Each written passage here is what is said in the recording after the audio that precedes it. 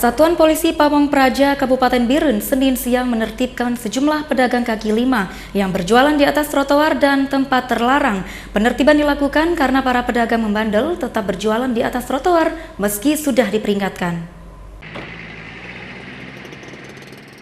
Petugas Satpol PP WH menyisir satu persatu rak pedagang kaki lima yang berjualan di atas trotoar serta tempat terlarang. Mulai dari Jalan Pusat Kota hingga Jalan T. Hamzah Bendahara Birun. Petugas menaikkan rak milik PKL ke mobil untuk dibawa dan didata di pendopo Birun. Penertiban rak PKL tersebut turut dibantu aparat kepolisian dan polisi militer untuk kelancaran penertiban. Petugas Satpol PP mengaku sudah beberapa kali mengingatkan pedagang namun tidak pernah dihiraukan. Setelah dibawa serta dan didata di pendopo Birun, sejumlah pedagang harus membuat surat pernyataan di atas materai untuk tidak mengulangi perbuatannya.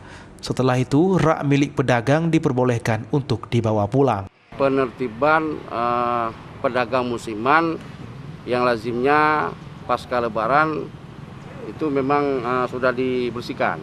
Jadi mereka pedagang musiman diberikan kesempatan 3 hari sebelum Lebaran dan pasca 3 hari setelah Lebaran. Nah, hari ini memang hari aktivitas kerja. Jadi, apalagi itu kan memang zona merah, tidak boleh tempat. Nah, diberikan kemudahan mereka karena Lebaran, silakan dengan waktu tertentu. Nah, hari ini sudah selesai. Hari ini target penertibannya yaitu Jalan Alun Kota sampai Jalan T. Hamzah Bendahara. Rak-rak yang ditinggal oleh pemiliknya sehingga mengganggu keindahan kota. Jadi kita eksekusi terus.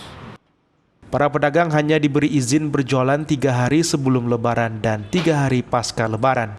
Namun karena sudah memasuki hari kerja, pedagang harus sudah memindahkan rak dan tempat dagangannya karena dapat mengganggu pejalan kaki serta merusak keindahan kota.